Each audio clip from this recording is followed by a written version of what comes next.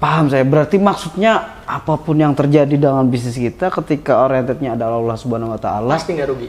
Happy ending. Happy ending pasti. Bisnisnya menggunakan misalnya saya pakai kredit bank, pakai riba, bunga berbunga. Oke. Sedangkan Allah sudah bilang ya riba itu haram.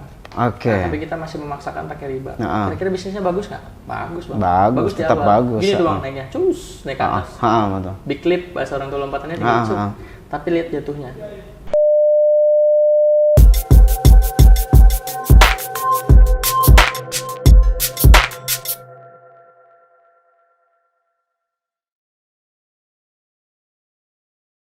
Masih bersama saya Rindang Sukma di Keliling Banjarbaru. Ibnu Sofyan Hardianto. Assalamualaikum Bang Ibnu. Waalaikumsalam warahmatullahi wabarakatuh. Alhamdulillah, Bang luar Rindang. biasa ini. Luar biasa Bang Ibnu. Energi positifnya itu sampai ke kita semua ini. Masya Allah. Bang, mau tanya Bang. Ya. Lebih baik kerja tapi gaji tinggi atau bisnis hasil nggak tentu? Ini pertanyaan tuh mana yang lebih baik berarti gitu ya? Terserah, milih yang mana. Ini pertanyaannya menjebak sebenarnya. Saya gitu ya, Bang? khawatir soalnya nanti para ini kan, soalnya kita ini dilihat banyak orang kan. Oke, siap. Ada netizen. Oke. Tapi menurut Bang Ibnu, kalau buat aku ya, ini subjektif ya, jadi nggak ada benar salah, betul. Nggak ada yang paling betul, nggak ada yang atau yang paling salah juga nggak. Karena aku ngalamin sendiri ya. Kalau aku bilang kalau bisa ya di masa muda itu ikut aja dulu orang. Ikut aja dulu. Jadi sambil belajar gitu bagusnya ya. Gimana kerja atau bisnis? Sembari mengembangkan mengembangkan skill, soft skill, kemampuan yang masih terpendam. Berorganisasi itu di umur 20-an sampai 30-an tuh waktu yang tepat lah. Ngebangun jaringan, ngebangun aset. Dari awal bagus nggak? Ya bagus, nggak apa-apa. Ya. Sama aja sih. Cuman kalau saya pribadi bekerja sambil berbisnis, kenapa tidak? Dua-duanya selama bisa dijalankan. Ini Bang Ibnu nih asli Banjar, asli Kalsel atau datang nih? Nah, jadi saya ini termasuk pendatang lah ya. Kalau dibilang pendatang, tapi kalau dibilang putra daerah sebenarnya saya merasa putra daerah loh. Sekolahnya di mana dulu? Karena sekolahnya dari SD sampai SMA tuh di Kalimantan, di Banjarmasin. Oh, di Banjarmasin. Tepatnya sih sebenarnya dulu umur 3 tahun udah dibawa ibu sama almarhum bapak dulu ke Kalimantan. Merantau. Ya dari TK, SD-nya di Bati-Bati. Oh, SD Bati-Bati, Tanah Laut ya. SMP Martapura. SMP, wah Tanah Laut, Martapura. Oke, SMP Martapura. SMA balik Bati-Bati. SMA Bati-Bati lagi. Oh, kenapa jadi SMP-nya di Martapura dulu tuh? Tahu dulu tuh pengen aja dulu. Jadi SMP tuh udah ngekos. Jadi udah belajar hidup sendiri lah dari SMP. Belajar hidup mandiri. Pengen sekolah dulu kan di Bati-Bati tuh nggak ada sekolah favorit ya. Iya, dulu betul. Pengen banget punya sekolah favorit. Jadi masuklah mencoba di SMP 1. Alhamdulillah rezeki dari Allah dapat itu. Padahal dulu tertinggi tuh nilainya di SD itu ya waktu lulus. Sekali masuk SMP itu ranking 113, saya masih ingat banget. Dari 300. Waduh. Artinya orang kampung masuk kota masih bisa lah ya Allah. Dari Bati-Bati gitu ya. Nggak terlalu pintar berarti orang desa itu sebenarnya. Tapi kalau di Bati-Batinya sudah lumayan oke nih, makanya pede gitu ya. Pede karena SD-nya SD mana, Bang? SD 1 Nusa Indah. Oh, Nusa Indah, SD 1 Nusa Indah. Terus SMP-nya SMP 1. SMP 1 Martapura. Terus itu SMA 1 Bati-Bati. SMA 1 Bati-Bati. Itu SMA lulus tahun? SMA lulus tahun 2006. 2006. Oke. Terus kuliah? Kuliah dapat dulu sebenarnya keterima di kedokteran, tapi karena nggak punya duit. Oh, jadi mendaftar di kedokteran? Kedokteran dulu pengen banget jadi dokter. Oke. Ibu mendukung ya kan. Tapi alhamdulillah qadarullahnya diterima di Jogja. Di Jogja jurusan? Farmasi pada akhirnya ya. Rezeki memang arah ke situ yang gini. Tapi itu beasiswa. Tapi itu tadi kita menuju ke kemana, hasilnya kemana? Iya betul. Karena kita bukan punya kuasa gitu, kurang lebih kayak gitu lah Pak ya. Dan rezeki dan alhamdulillah Bang Ibnu berada di sini menjadi narasumber untuk berbagi dengan teman-teman ya kan, dan hari ini saya ingin menyerap ilmunya nih. Nah, terus Bang, kita mulai ini nih membahas tentang apa? Kan tadi sudah kuliah, nah terus masuk ke perusahaan gitu kan. Nah, mungkin yang ingin saya tanyakan, tugas sebagai branch manager tuh susah gak sih? Mungkin gitu ya. Karena saya cuma jadi karyawan biasa selama di perusahaan. Ya. Gimana ya? Ya saya juga awalnya nggak tahu kalau bakalan jadi di posisi sekarang gitu. Nah, berapa tahun tuh proses itu Bang? Bapak ya, dari awal karir mau tahun 2000 berkarir pertama itu 2010. 2010 berarti sekarang udah berapa tahun tuh? 13 tahun. 13 tahunan. Sebelum itu udah pernah kerja juga di apotek, habis itu posisi pindah ke BUMN. Nah, di posisi BUMN itu sebenarnya challenge-nya ada di situ. Awalnya sih jadi gini, kalau mau cepet karir path-nya itu memang lebih baik itu banyak di posisi sales marketing. Di situ ilmunya banyak ya? Banyak ilmunya, luar biasa pokoknya, mulai dari administrasi sampai salesnya, sampai manajemen belajar forecasting, semua ada di sana. Karena ujung tombaknya di situ tadi Bang ya. Ujung tombak perusahaan kalau nggak ada marketing ya. Jadi posisi itu 2 tahun sebagai sales marketing, habis itu dapat amanah untuk sebagai waktu itu namanya area sales manager ya, ASM. Tapi junior lah bahasanya, masih pegang satu wilayah tertentu. Acting lah masih. Masih acting. Habis itu dipindah ke Makassar, pegang daerah yang lebih besar. Dari situ mulai ya ada posisi sebagai branch manager. Dari Makassar ya? Internal assessment waktu itu. Berapa tahun di Makassar? Di Makassar 3 tahun, di Batam 3 tahun, di Manado 1 tahun.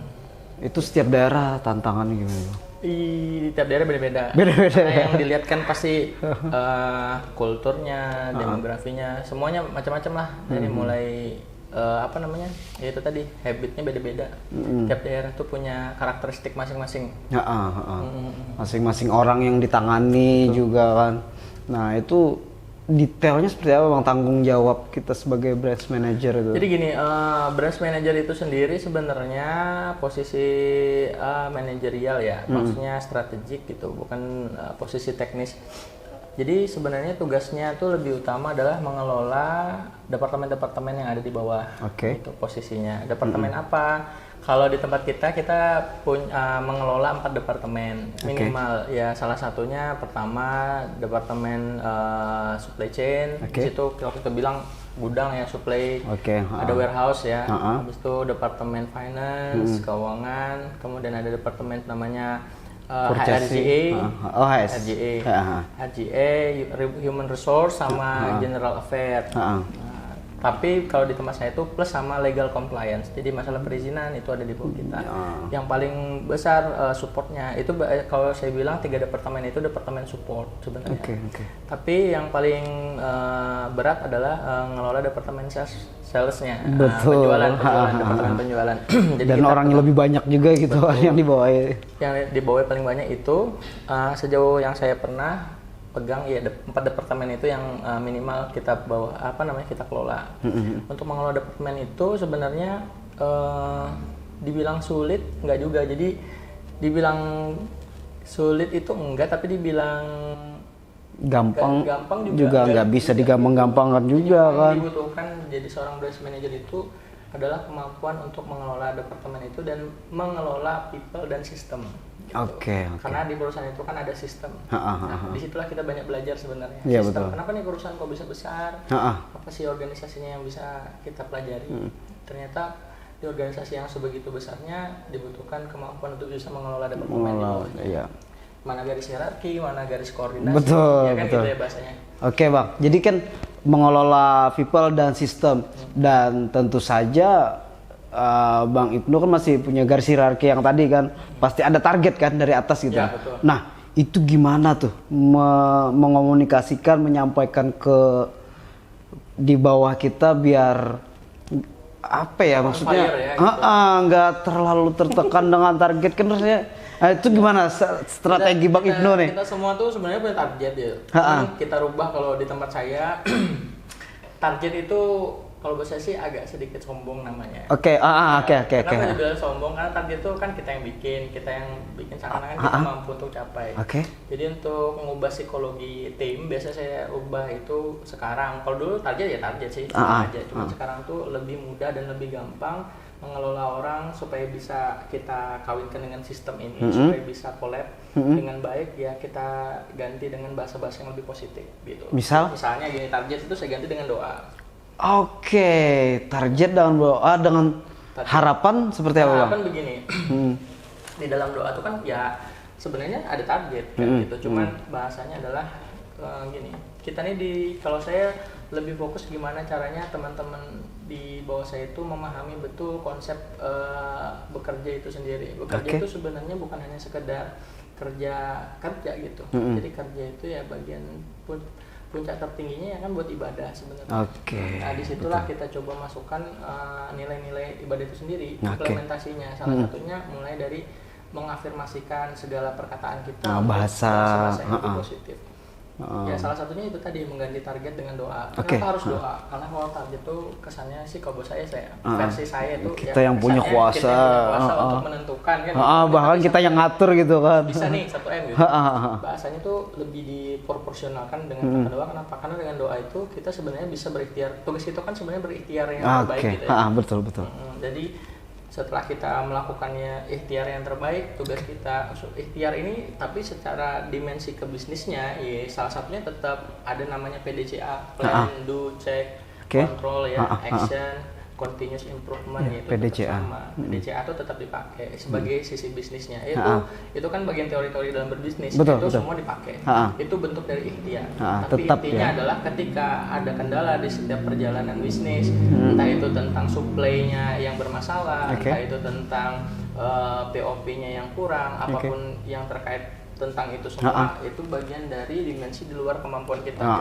Yang di atas makanya availability produk, terutama kita nih bergerak misalnya di produk komoditi. Saya kan sekarang bergerak di bidang komoditi. Apalagi barang komoditinya adalah livestock misalnya, bukan produk yang sustain, bukan produk yang selalu ada.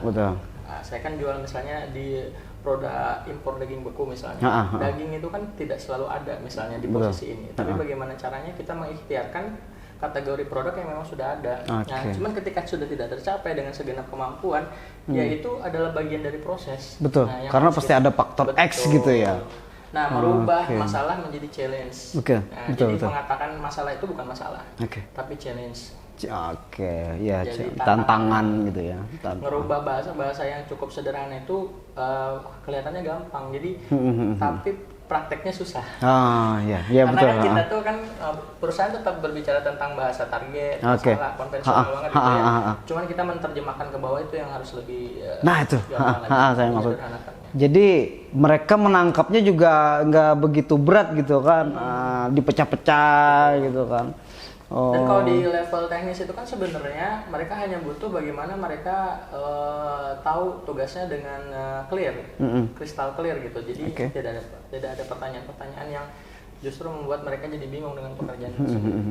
Jadi intinya ketika mendapatkan tugas sebesar ini, misalnya kan dari atasan, katakanlah tadi target, terus Bang Ibnu menerimanya, diolah lagi, terus disampaikan ke bawahan dengan bahasa doa tadi agar lebih ya karena ada faktor X dan kita nggak punya kuasa tadi gitu kan. Tapi ternyata setelah kita pakai itu hasilnya luar biasa loh. Nggak ini. Jadi kekuatan doa itu kemudian kita afirmasi sebagai bentuk implementasi dari apa yang kita kerjakan. Dan itu kita praktekkan memang sedemikian rupa sesuai dengan yang memang hitungnya kita anggap itu sebagai doa. Jadi apapun yang kita hasilkan itu selalu ada saja jalan keluarnya. Betul. Nggak tahu gimana caranya, dan justru itu jadi positif impact gitu buat kita semua. Dan kita bilang hasil itu jadinya malah efek samping. Proses itulah sebenarnya hasil yang kita dari prosesnya. berproses sampai jadi bagus, ya itu bukan akhirnya kita sadari itu ada satu hal bahwa apapun yang kita dapat itu sebenarnya bukan karena kemampuan kita.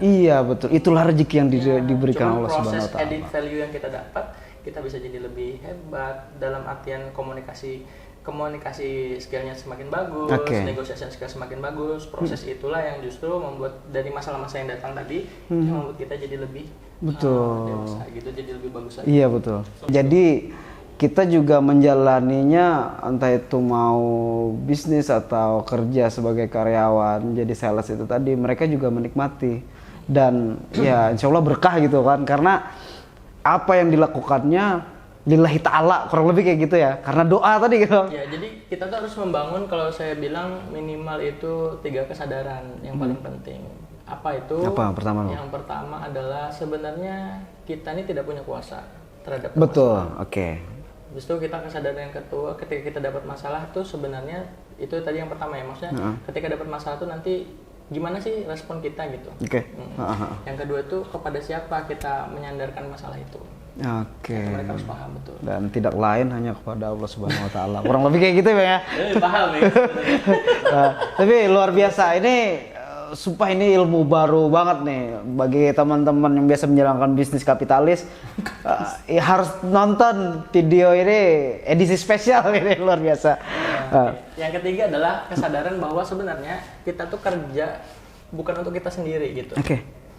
Tapi buat untuk membantu orang lain. Contoh, jadi posisi sales itu tugas datang ke pelanggan, niatnya itu bukan buat untuk cari sales dulu. Oke. Niatnya adalah silaturahmi dulu. Yang terpenting tuh gimana caranya ngebangun hubungan.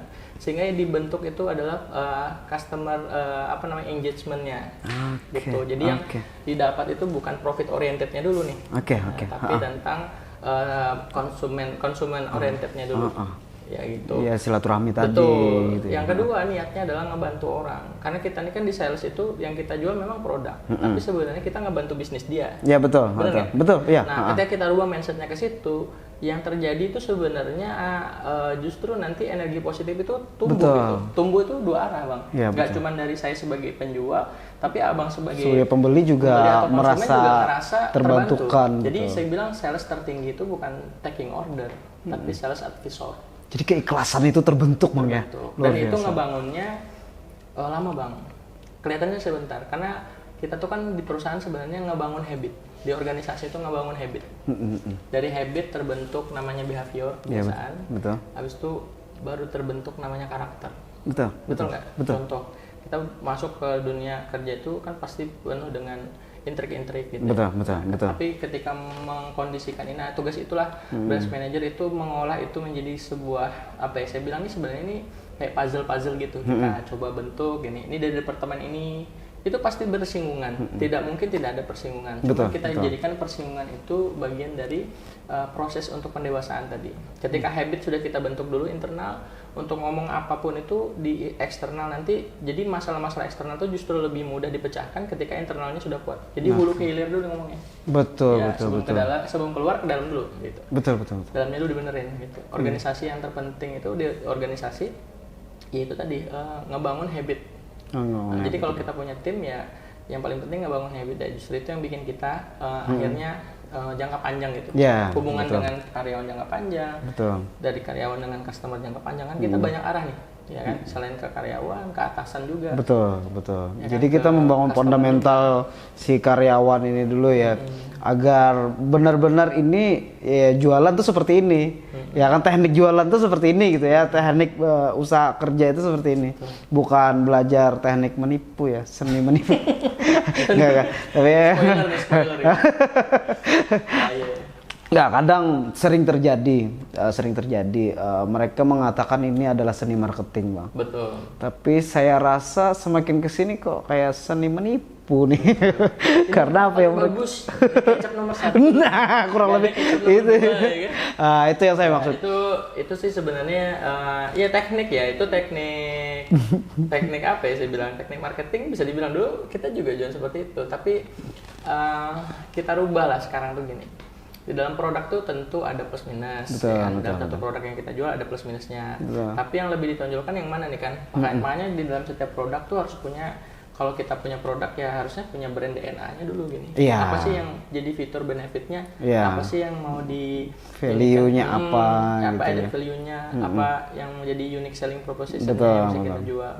Sejauh itu masih apa namanya sesuai dengan ininya keinginan kita, masyarakat atau kenapa tidak gitu. Betul. Tapi kalau misalnya yang hiperbola ya itu kita yang nggak ada diadakan tapi gitu. orang berhak aja sih sebenarnya klaim mana ada kecap nomor 2 ya kan. Oh iya. Nomor 1 benar. Oh iya benar juga. Ada kecap nomor 2. Iya benar juga ya. Kalau saya bilang nih produk saya yang paling enak itu kan versi saya. Versi benar juga. Ada masalah. Kalau kayak gitu-gitu sih mungkin masih bisa dimaklumi, Bang. Yang nggak bisa dimaklumi? Ada lah. Kurang lebih. Setel dong gitu. Ini bahaya juga nih kita yang ditanya kejebak nanti. Nah, terus Bang, selain aktif di di sebuah perusahaan, Bang Ibnu kan juga seorang pebisnis ya, owner hijab, apa nama bisnis ininya? Sebenarnya apa ya dibilang bisnis owner, kalau bisnis owner itu kan punya merek sendiri sebenarnya. Hijab itu bukan? Hijab itu bisnis kalau saya bilang dia distributor sih sebenarnya dari beberapa merek dan kita belum produksi sendiri. Ayam tepung juga ikut ini kan? Ya, dan itu tapi kan itu franchise ya? Franchise betul. Terus kan selain sibuk di perusahaan, terus ada usaha sendiri juga yang mungkin dikelola sendiri lah mungkin. Terus ada juga ikut organisasi juga dan di organisasi kan Bang Ibnu ini ada ketua Paskas, terus pengurus organisasi banyak organisasi kan. Maksud saya pertanyaannya gini Bang, cara bagi waktunya gimana gitu? Nah kayaknya sibuk banget, tapi santai aja. Kelihatannya kayak orang sibuk tapi hari ini kita masih bisa ngopi santai. Malahan beliau yang pengen lama-lama nih. Gimana? Itu gimana cara bagi waktunya tuh Bang? Gimana ya? Jadi barusan pagi tadi sih kita dengan pengajian juga tuh. Jadi waktu itu kan nggak bisa balik. Ya. Waktu itu bisa tergantung kita nih yang manfaatin. Kalau bahasa Arabnya waktu itu adalah emas. Kalau orang kapitalis bilang waktu adalah uang. Oke. Kalau buat saya waktu itu ada tidak bisa balik. Tidak bisa balik lagi. Yang pasti gini. Umur saya sekarang menurut saya masih punya energi yang banyak nih. Saya coba fokus ke satu, boleh nggak sih? Boleh. Fokus ke banyak kira-kira salah nggak? Nggak juga kan? Boleh. Kenapa tidak? Kalau bisa lebih dari satu, kenapa harus satu? Oke. Kalau itu bisa nambah hasanah pengetahuan kita, kenapa tidak? Tuh yang penting toh gini, kita senang gitu. Apa yang kita kerjakan kita senangi. Sejauh itu tidak menjadi beban ya itu tadi. Kerjain aja gitu. Kita jadi orang mau jadi apa? Mau jadi di satu sisi jadi karyawan, satu sisi pengen jadi pebisnis. Habis itu di sisi lain pengen tetap organisasi, satu sisi lain tetap punya hobi komunitas misalnya. Ya itu kenapa tidak? Sejauh kita bisa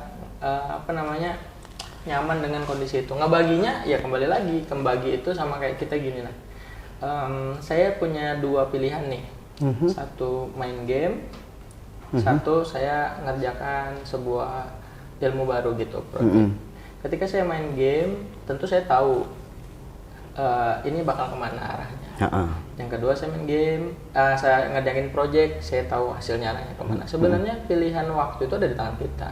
Betul. Terus saya sama Mas Rindang sama-sama 24 Kalau saya biasanya nonton TikTok pilihannya atau ngopi gitu. itu pun saya pernah terjebak di posisi itu. Jadi kalau kita lagi stres tuh kita mudah banget sekarang nyari pembenaran gitu. Nah sekarang saya coba proporsionalkan bahwa sebenarnya ini waktu yang sangat tepat. Mungkin saya nggak akan bisa ngalami hal yang sama mungkin ke depannya gitu. Nggak ada yang tahu. Mungkin umur saya sekarang masih kelihatan seger. Tahun depan kita belum berapa? 18 tahun loh. Enggak ya? 20 tahun yang lalu ya. Capek nggak sih Bang membagi waktunya seperti itu? Capek nggak sih? Sama aja kayak Bang Rindang lah. Sekarang capek nggak? Banyak bisnisnya. Waduh, gak gitu. Kok saya? Kalau saya kan yang penting bisa ngopi satu hari itu rezeki sudah buat saya. Kan Bang, ya itu sama kayak Abang ngopi. Saya ketemu Bang Rindang, sekarang sharing-sharing. Bukan nyerap energi saya, tapi saya justru nyerap energi Bang Rindang. Betul. Saya bisa di posisi gini sebenarnya nggak ini juga nih. Sebenarnya nggak biasa gitu. Saya coba membiasakan belajar hal baru, kenapa tidak? Gitu. Jadi untuk hal baru dan sesuatu itu bisa bermanfaat kenapa tidak sih gitu. Gak ada yang rugi lah kalau sejauh itu buat teman-teman siapa aja yang ngelihat di sini ya. Iya betul. Selama teman-teman masih punya energi untuk melakukan kegiatan-kegiatan yang punya added value, Betul. punya nilai tambah, entah buat diri sendiri, bahkan buat orang lain, kenapa tidak? Itu tadi 3 hal yang perlu kesadaran yang harus kita pegang betul-betul. Ya, bahwa sebenarnya apa sih yang bisa kita lakukan untuk orang lain? Itu tuh poin ketiga yang saya bilang. Jadi itu tadi Bang ya. Karena kalau aku melihat organisasi yang Bang Ibnu ikuti itu lebih spesifik kayak di Paskas gitu kan, terus apa lagi Baker Subuhan, dan itu kan arah-arahnya memang ke religius, spiritual religius gitu-gitu ya Pak ya. Jadi berawal gini ya, kita nih orang-orang ini juga dulu jahiliyah juga gitu. Pernah mengalami di masa itu ya Pak ya. Sebenarnya malu lah ya kan. Jadi semakin kesini semakin itu tadi, karena kita ketemu banyak orang, kita coba ada plus minus ya, maksudnya plusnya gini, saya ikut kerja di perusahaan besar, di organisasi besar, ada plus minusnya gitu. Plus minusnya ya secara pendapatan relatif tetap, tapi secara hubungan saya sama Allah Ta'ala itu ada bermasalah sebenarnya. Bermasalahnya ya kita nggak tahu nih, ini pekerjaan ini Allah ridho apa nggak sih gitu. Dulu kita nggak mikir, taunya nyari duit aja, pengennya dulu cepet kaya gitu, banyak duit gitu. Kan wajar ya, kita banget gitu manusia. Siapa nggak pengen punya banyak duit? Betul. Intinya sih sebenarnya bermula dari situ sampai di puncak tertingginya gini. Posisi branch manager itu kalau di suatu daerah itu puncak tertingginya. Ya, anggaplah dia CEO kecil, kayak raja kecil di daerah. Di daerah situ ya. Kita di posisi itu tuh mungkin akan ngalami, dulu saya pernah ngalami namanya financial mess gitu ya, kekacauan finansial. Habis itu sampai sekarang kalau saya bilang di financial safety itu kesadaran itu muncul gitu. Tapi bisa jadi munculnya ya qadarallahnya gini, Allah masih sayang sama saya gitu untuk memunculkan kesadaran itu. Makanya saya bilang ya, saya ini apa sih yang saya cari sebenarnya gitu. Ya akhirnya yang saya cari tuh ujung-ujungnya adalah ketenangan gitu. Apa kedamaian, bukan dikejar-kejar sesuatu yang harus bangun pagi kemudian udah yang dipikirkan dunia saja gitu. Ada sesuatu yang bikin saya galau pada saat itu. Ya itu tadi, akhirnya kemana-mana tuh larinya Bang. Intinya sih sebenarnya gini Bang, kenapa saya ngikutin itu, tujuan saya cuma satu, saya mau memperbaiki diri. Gitu. Dari orang salah pengen belajar soleh. Tapi pada akhirnya ketika mungkin waktu masih awal-awal kerja mungkin nggak kepikiran itu tadi, pokoknya gimana caranya bisa mencapai ke puncak gitu. Tapi setelah ke puncak, bukannya yang kita dapatkan kebahagiaan, malah merasa ada kekosongan gitu Bang ya. Justru jenuh gitu. Makanya waktu itu saya pikir, ini kok saya kerja gini aja, tapi saya nggak punya waktu untuk saya sendiri, quality time. Pertama kali saya nangis, kemarin saya nangis terakhir itu nangis lagi. Jadi kemampuan kita bisa nangis itu buat saya sih nentuin kita nih punya emosional, punya kelembutan hati atau tidak sih sebenarnya gitu. Kalau kita masih bisa nangis karena ngelihat kita nih dosa kita banyak gitu, lupa mensyukuri satu nikmat yang kelihatannya kecil tapi sebenarnya besar gitu. Apa itu contoh? Nikmat sehat, ya gak? Nikmat mampu ngelihat keluarga baik-baik saja. Banyak nikmat kecil yang dulu tuh kita remehkan, yang kita lihat tuh cuman bahagia tuh ada syaratnya gitu. Sekarang tuh sebenarnya bahagia kan tanpa syarat gitu. Iya betul. Saya kemarin nangis waktu sholat gitu kan, sholatnya itu nggak di masjid jeleknya. Tapi saya sholat tuh waktu itu lagi tadabbur alam sama guru-guru saya gitu, sama ustadz saya di Darul Quran ya. Maksudnya pas ketemuan gitu, jalan-jalan ke pantai, sholat maghrib. Maghrib ngadep ke laut, lihat matahari tenggelam, di atas itu udah ada bintang sama bulan. Saya lihat, ya Allah, ini nikmat apa yang saya dustakan sejauh ini, selama ini kok saya tuh sampai ke sejauh saya umur 30 ini, kok saya tuh sholat kayak orang mabuk. 30, kirain 20 sih. Kok sholat kayak, maksudnya sholat kayak orang mabuk tuh gimana tuh Bang? Maksudnya itu kadang kan sholat tapi kita tuh hafal bacaan, tapi kita tahu maknanya, tapi kita nggak bisa merasakan itu apa sih yang kita baca, apa kuasa, sih maknanya, kebesarannya. Kadang tuh itu ya itu masing-masing ya, rasa itu beda-beda tiap orang. Cuman ketika itu saya nangis, kok bisa ya saya sampai selalai ini gitu. Kenapa sih gitu, pertanyaan cuma gitu aja, kenapa sih kok saya zolim sama Allah Ta'ala. yang sejauh ini ya saya mintain pas lagi saya butuh aja gitu. Oke. Kenapa di saat seperti ini Allah ngasih nikmat sebaik ini, sebanyak ini, kok saya tiba-tiba kok lalai. Ya itu kesadaran itu yang buat saya itu lebih mahal sih Bang. Betul. Walaupun Allah cabut rezeki saya yang penting nikmat itu tuh jangan sampai dicabut. Dipelihara gitu ya. Nah itu yang bikin saya tuh di cycle ini, di cycle di luar dari kerjaan itu yang bikin saya tetap bertahan dan betah, dan bahwa rezeki itu tidak harus selalu berupa uang. Oke. Gitu. Oke. Jadi gini Bang, kan di perusahaan itu kan berkolaborasi dengan banyak orang, terus di bisnis juga kan saat ini masih ngambil franchise, terus juga ada organisasi. Nah maksud saya sejauh ini kan Bang Ibnu tuh sudah terbiasa dengan kolaborasi. Nah banyak nih teman-teman UMKM atau pengusaha-pengusaha lah yang ingin berkolaborasi. Yang ingin saya tanyakan, cara kolaborasi bisnis yang baik dan benar menurut Bang Ibnu seperti apa tuh Bang? Gak ada yang pakem ya sebenarnya. Tapi kalau saya berkolaborasi sih sebenarnya ini. Yang pertama itu tujuan kolaborasinya dulu apa? Oke. Orientasinya kemana? Oke. Kalau sejauh ini saya udah pernah ngikut kolaborasi. Saya dulu pernah bikin produk sendiri, pernah gagal. Oke. Habis itu bikin bisnis sendiri juga pernah, dan itu juga kolaborasi juga gagal. Setelah saya identifikasi apa sih yang bikin kita tuh jadi gagal terus kolaborasi, ternyata orientasinya itu yang salah. Maksudnya orientasinya tuh gimana Bang? Setiap kita berorientasi berbisnis itu adalah profit oriented di awal, kita jadikan tujuan utama, nggak salah sih sebenarnya. Manusiawi ya? Manusiawi, kita semua pengen semua profit. Okay. Tapi ketika tujuannya itu hanya profit oriented, yang terjadi itu bisa hianat dan lain-lain gitu. Nah, jadi banyak sekali drama-drama keserakahan gitu-gitu. Betul. Jadi kita masing-masing ada yang ngerasa aku yang paling berjasa, aku gitu-gitu. Merasa yang paling dominan punya. Jadi yang terjadi ya perpecahan. Selalu itu identifikasi awal. Jadi gimana dong caranya supaya kita bisa langgeng dalam berkolaborasi? Ya ini di cycle ini saya dapatkan rumusnya itu salah satunya adalah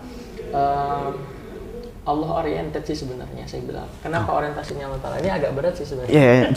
Iya, sebentar Bang. Banget nih. Allah oriented. Jadi maksudnya gimana Bang? Gini, kita berbisnis tuh berdagang main untung dong. Betul. Kita tahu sebenarnya kita tuh nggak punya kemampuan apa-apa. Benar nggak sih? Betul. Tugas kita tuh cuman berikhtiar yang terbaik. Iya, betul. Nah, orientasinya tujuannya apa sih sebenarnya berbisnis? Selain profit, pengen nebar manfaat Bang. Betul. Pengen buka lapangan kerja. Salah nggak? Bagus, nggak ada masalah. Cuman ada hal yang lebih, buat saya lebih spesifik. Ketika itu dikembalikan lagi, berdagang itu orientasinya kepada Allah. Ya, orientasi kepada Allah ini gini. Yaitu tadi, bahasa sederhananya itu apa ya? Kebermanfaatan. Kebermanfaatan. Jadi ini bisnisnya buat siapa sih sebenarnya gitu?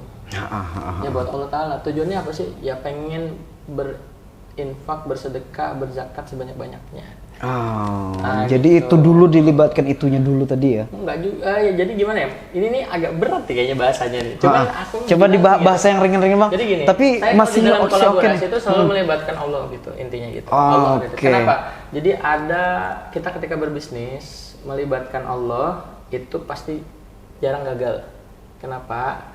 Pertama pasti berkah. Betul. Kedua, ketika profit oriented tadi, kita kan kadang melanggar aturan-aturan sesuatu ini halal haram. Benar. Caranya nggak benar. Betul. Tapi ketika kita libatkan Allah, malu dong. Betul. Biasanya di dalam bisnis kolaborasi itu saya selalu libatkan Allah sebagai pemegang saham pertama. Wow. Yang kedua baru kita yang pemegang saham, ya entahlah itu seperti apa pembagiannya gitu ya. Modal, saya sebagai operasional. Itu kalau dulu saya nggak pernah pakai itu, tapi sekarang saya coba libatkan Allah Ta'ala. Nah, melibatkan Allah Ta'ala di dalam sebuah bisnis itu tandanya setiap apapun yang kita kerjakan, kita selalu memandang sebagai ownernya, salah satunya pemiliknya juga Allah Ta'ala nih. Supaya apa? Kita berharap ya yang punya rezeki beliau juga, yang secara yang istilahnya yang ngasih kita rezeki beliau ya sepatutnya kita juga harus mengikuti cara-caranya beliau nih. Kadang kan kita selalu menggunakan cara-cara yang ya menurut kita benar, tapi menurut Allah belum tentu benar kan? Betul. Paham saya. Berarti maksudnya apapun yang terjadi dengan bisnis kita ketika orientednya adalah Allah Subhanahu wa Ta'ala, pasti nggak rugi. happy ending. Happy ending pasti. Gini. Meskipun apapun hasilnya pasti gitu, kita nggak bilang contoh. itu rugi atau untung atau Ya, apapun. benar. Ini maaf lah ya, ini kan tiap orang punya masing-masing ya. Ada orang yang pengen berbisnis, saya menggunakan misalnya, saya pakai kredit bank, pakai riba, bunga berbunga. Oke. Sedangkan Allah sudah bilang ya riba itu haram. Oke. Nah, tapi kita masih memaksakan pakai riba. Kira-kira bisnisnya bagus nggak? Bagus bang. Bagus, di tetap awal. bagus. Gini tuh bang naiknya, naik ke atas. Betul. Big clip bahasa orang tua lompatannya di tapi lihat jatuhnya. Betul. Jatuhnya gini banget juga. Saya sering melihat orang-orang, bukan saya ya. Saya pernah sih. Saya mau nggak ngaku boleh nggak sih? tapi banyak bang, bang. Gitu gini. Kalau kita tuh pakai cara kita, itu pasti tingginya gini. Betul. Caranya bagus. Itu pasti gini. Ini di luar dari saya bukan ustadz loh ya. Cuman tapi saya tertampar bang. Ini konsep bisnisnya pasti kayak gitu. Kalau tuh kasih tunjuk tuh pasti tinggi dulu, naik ke atas. Iya betul. Tapi tiba-tiba pas posisi lagi bagus-bagusnya turun. Kalaupun bisnisnya nggak turun, dilihat nanti entah apanya yang salah. Betul. Entah keluarganya, entah anaknya. Betul, entah orang tuanya, entah mertuanya, wallahu alam kita nggak ada yang tahu. Ya. Entah rekan bisnisnya yang bermasalah, entah uang kita yang diambil. Ya sesakit-sakitnya sih sebenarnya lebih baik dinolkan daripada yang lain-lain Ya, itu. tapi kalau konsep kita bisnisnya Allah oriented, artinya gini, kita melibatkan Allah dalam segala hal gitu ya, dalam keputusan, pengambilan keputusan, cara bermuamalahnya, baik dalam mengambil apapun itu keputusan ataupun strategi penjualan, strategi apapun yang kira-kira nih Allah ridho nggak sih sebenarnya. Nah itu progresnya gini bang, dia nggak kelihatan naik banget, tapi berproses. Setiap ada masalah mungkin dia akan stabil di posisi ini, tapi dia naik lagi. Kalau turun nggak turun banget, tapi kalau naik juga nggak naik banget, tapi dia berprogres. Coba dilihat. Ya, saya merasakan bang. Saya sebenarnya mau nggak ngaku nih tadi, tapi memang faktanya seperti itu. Kebanyakan teman-teman pengusaha juga. Ya, tapi itu mindset sekali lagi bang ya, itu mindset. Sekali lagi saya masing-masing. Ini saya ini dulu nih, bukan ngeceramahin teman-teman.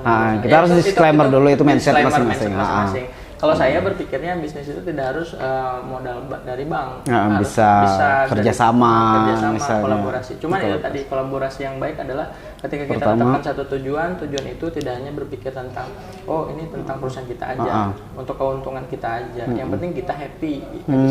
Jadi libatkan Allah Subhanahu Wa Taala dulu yang pertama. Bisnis itu bukan tentang untung rugi juga, tapi tentang surga neraka juga buat saya sih.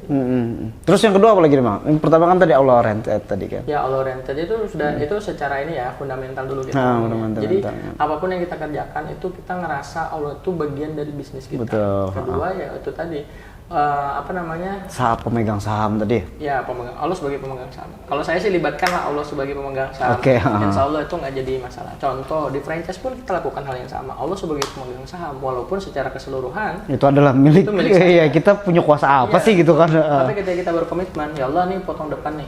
Saya belum masuk nisab nih, belum masuk hisabnya untuk dapat berzakat ya. Saya potong di awal, kenapa tidak? Kita sambil latihan. Kalau nunggu 1 tahun, boleh nggak sih? Boleh.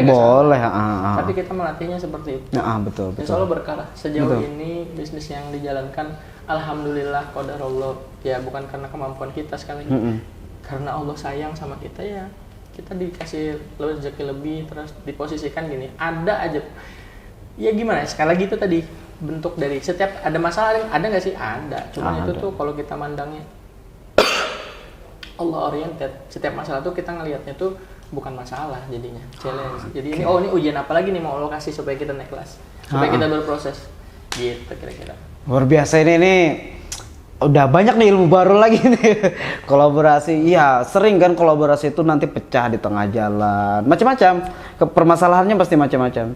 Namun saya nggak tahu apakah teman-teman yang lain sudah pernah menjalankan ini, tapi menurut saya ini adalah solusi mungkin memecah kebuntuan kalau kita sering gagal kolaborasi karena lupa dengan yang itu tadi.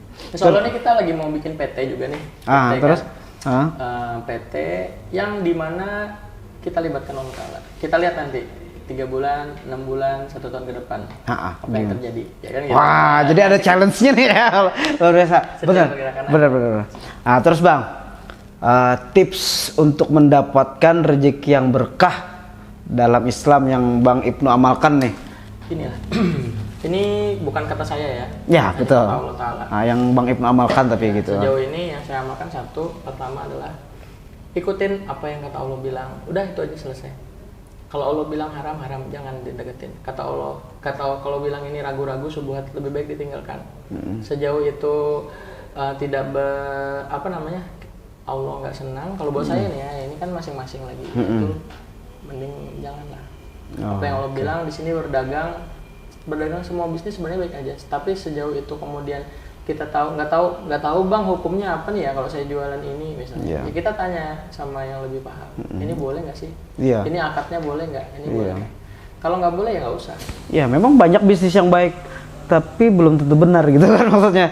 Jadi gimana caranya membangun bisnis baik dan benar gitu maksudnya. Ya, artinya gini, di dalam setiap bisnis libatkan Allah Ta'ala. Kita nih nggak punya. Sekali lagi yang kedua, yang kedua tuh tipsnya adalah supaya bisnis itu bagus kalau menurut saya. Jangan pernah ngerasa ini bisnis tuh adalah hasil dari kemampuan kita. Oh ini ada hasil, ini saya bisa bangun seperti ini dari jerih payah. Itu kayak seakan-akan kita punya kuasa. Kemampuan itu kadang yang perlu diasah sampai sekarang. Begitupun saya sendiri gitu. Saya ngerasa di posisi ini sudah nyaman nih. Ada tuh setan selalu. Kita lagi ngomong kayak gini, setan di belakang juga lagi. Itulah godaannya ya. Pasti kan bilang gini, itu bagus nih. Ayo ria gitu. Ya tapi kalau ini tujuannya buat syiar, buat dakwah ya kenapa tidak gitu. Tapi dalam berbisnis gimana implementasinya? Ya udah, kita nggak punya apa-apa. Tugas kita tuh cuman rasa berharap itu kan tentu ada. Betul. Dan kita yakin satu hal, bahwa Allah tuh nggak pernah akan mengecewakan hambanya. Karena betul. Apa? Allah udah bilang pasti, dan itu janjinya Allah dalam Quran. Ud'uni astajib lakum, minta pasti ku kabulin. Kalau ngomong pasti berarti kita kabulin nggak? Nggak mungkin nggak kan? Kalau kita ingkar sama yang Allah bilang ya berarti kita nggak percaya sama Allah dong. Jadi landasannya itu tadi. Landasannya itu aja cukup, dan buat saya sih itu. Walaupun banyak lagi yang lain, tapi itu yang lain turunannya, tapi itu dulu deh mengasah rasa itu yang paling sulit. Jadi kalau secara teori itu mungkin banyak ya, strategi marketing itu banyak gitu. Ada kalau di ilmu marketing kan ada bauran 5P namanya, price, place, apa gitu ya. Banyak. Kalau kita sederhana aja ya itu tadi rasa kita nih bukan siapa-siapa lah gitu. Jadi kalau mau bikin ya selalu libatkan Allah. Ya Allah, kita mau bangun bisnis nih. Aku nggak punya kemampuan apa yang gue tahu cuman ini. Nah, tolong hamba, bantu hamba gitu, selesai. Sisanya ikhtiar. Ikhtiar tuh cuman maksudnya dari sisi keilmuan kita ya tetap dipakai gitu. Tetap planningnya dipakai. Kita sebagai manusia tetap ya betul. Approaching, diberikan kemampuan untuk itu ya, diberikan Allah SWT tadi. Kita nih kemampuan ya kan gitu. Sampai ditanyakan afala takilun, kenapa kita punya akal, kenapa kita nggak berpikir. Betul. Terus Bang, keinginan yang belum tercapai nih. Ini kelihatannya agak aneh sih sebenarnya. Saya pengen tuh happy ending. Happy endingnya tuh hidup B aja, berkah. Ya, saya kira biasa aja. Ternyata B-nya adalah B-nya itu adalah berkah berlimpah. Berkah berlimpah. B2. Apa? Bukan B aja, B2 berarti. B2 babi. Bukan. Berkah berlimpah tadi. Berkah berlimpah ya kan, banyak bersyukur gitu. Berkah berlimpah, banyak bersyukur. 4 B aja. B aja itu 1 ya berarti ya? B aja 1. Ya itu cita-cita yang mencapai berkah berlimpah. Ya bersyukur ya, banyak bersyukur. Happy endingnya mati dalam masjid ya pengennya. Kalau disolatin mungkin bisa Bang. Di dalam keadaan sujud lagi sholat. Gitu. Itu kan happy ending ya. Siapa sih nggak mau mati gitu kan. Tapi saya kayak rasa-rasanya sih nggak tahu nih, Allah sayang, harapan kita kan gitu. Kayak kalau mau cita-cita tertinggi masuk surga Firdaus. Tapi kalau rasa-rasanya kayaknya nggak tahu ya. Ya cuman kan kita harus pasang kata pian tadi target. Kalau saya bilang doanya tertinggi. Jadi meninggal kalau berharap IP-nya tuh 4 lagi. Tapi kalau dapatnya cuma 3-0 ya syukur. Ya kalau maksudnya ya Allah hamba pengennya Firdaus, tapi kalau dikasih yang biasa ya nggak apa-apa lah. Jadi meninggal dalam keadaan husnul khotimah, dalam keadaan sujud tadi gitu ya. Dan ya dengan harapan Allah Subhanahu wa taala ridho memberikan rahmatnya kepada kita untuk menuju surganya. Mungkin seperti itu ya. Siap Guru. Widih, kok saya bisa ya berkata-kata. Ini luar biasa. Terus Bang, Mungkin ini pertanyaan terakhir nih, motivasi yang ingin Bang Ibnu sampaikan kepada teman-teman keliling Banjarbaru, teman-teman Wahinian, atau teman-teman yang aktif dalam bidang UMKM atau bisnis gitulah. Apa nih motivasinya? Apa ya? Saya juga bukan pebisnis hebat, teman-teman. Cuman saya pengen selalu belajar, nyerap ilmu kayak Bang Rindang semua. Artinya gini, selalu posisikan diri sebagai gelas kosong, itu kayak Bang Rindang. Oke. Itu posisikan itu motivasi satu yang saya bilang. Jadi jangan pernah ada penyakit merasa pintar, merasa lebih hebat gitu. Kita semua itu belajar sampai mati lah ya kan. Kalau saya bilang kalau di versi kita ya kita nih santri sebenarnya. Santri sampai mati gitu. Yang kedua, motivasi saya untuk para pebisnis, ada kalanya kita nanti memposisikan harus bisa MTC. Menentukan titik cukup. Oke. Menentukan titik cukupnya gini. Rezeki itu bukan karena rezekinya yang sedikit, tapi kitanya yang kurang bersyukur. Merasa kurang bersyukur. Jadi apa yang teman-teman rasakan sekarang, ya nikmati itu dulu. Sejauh mana bisnis teman-teman berjalan, syukuri dulu. Itu yang pertama. Yang kedua ya dievaluasi. Tetap plan do check actionnya pakai. Tetap dipakai. Evaluasinya gini maksudnya ya, kembali tadi orientasinya, niatnya udah benar belum, bisnisnya apa yang perlu dipakai, bukan strateginya yang harus dirubah sebenarnya. Strategi bisnis itu tidak harus berubah. Tapi yang perlu tuh adalah continuous improvement. Jadi perbaikan terus menerus. Perbaikannya dari sisi apa? Kalau dari sisi bisnis mungkin perbaikan produk ya kalau dilihat. Tapi kalau saya lebih dalam lagi ya lihat lagi nih, produk ini kira-kira sudah ya itu tadi bisa di ini kan? Sudah bisa dipasarkan. Ya kalau saya bilang ya, produk ini apakah sudah bisa dilihat nih secara added value, udah ngikutin kaidah-kaidah yang sudah di Allah ridho atau tidak. Nah itu aja sudah. Karena ketika produk itu jadi produk yang bagus gitu ya, yang Allah ridho, itu nggak cuman laris, berkahnya juga dapat sih. Bang, titik cukup Bang Ibnu gimana? Ya gini, menentukan titik cukup buat saya sih sebenarnya gini.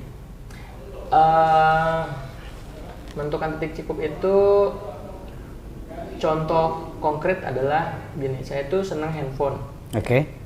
Ada yang suka ganti-ganti handphone tiap keluar baru ganti? Saya enggak, tapi ada kayaknya. Ada, kan? Tapi bukan saya.